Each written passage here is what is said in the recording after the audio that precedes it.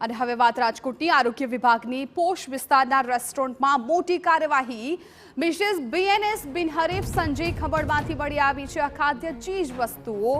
વાસી noodles pasta salad અને વાસી મંચુરિયનનો મોટા પ્રમાણમાં જથ્થો નાશ કરવામાં આવ્યો છે ચીલી સોસ લીલી ચટણી સહિત 30 કિલો જથ્થો પણ નાશ કરવામાં આવ્યો university road Mavdi Raiya road Yagnik રોડમાં આરોગ્ય વિભાગની આ મોટી કાર્યવાહી આરોગ્ય વિભાગે મસાલા માર્કેટમાં પણ દરોડા પાડ્યા આરોગ્ય વિભાગે રેસ્ટોરન્ટ માલિકોને નોટિસ આપી કાયદેસરની કાર્યવાહી હાથ ધરી છે સંવાદદાતા મોહિત ભટ્ટ વધુ જાણકારી આપી રહ્યા છે મોહિત વારંવાર આ પ્રકારના જે કિસ્સાઓ છે એ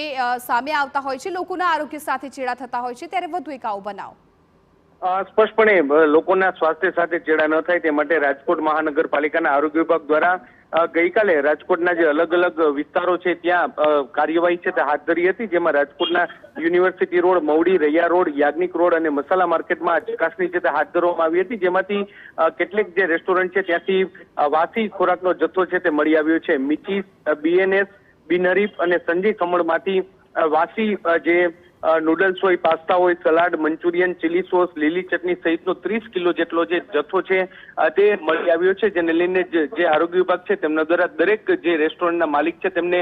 નોટિસ છે તે આપી છે એટલું જ નહીં પરંતુ જે રાજકોટ મહાનગરપાલિકા દ્વારા આ તમામ જગ્યાએથી નમૂના પણ લેવામાં આવ્યા છે જેને પરીક્ષણ છે લેબોરેટરીમાં મોકલવામાં આવશે આ કાર્યવાહી છે તે જરૂરથી રાજકોટ મહાનગરપાલિકાની યોગ્ય છે પરંતુ રિપોર્ટ છે તે ખૂબ જ મોડો આવે છે અને જેના કારણે જ આ પ્રકારના લેભાગુ તત્વો છે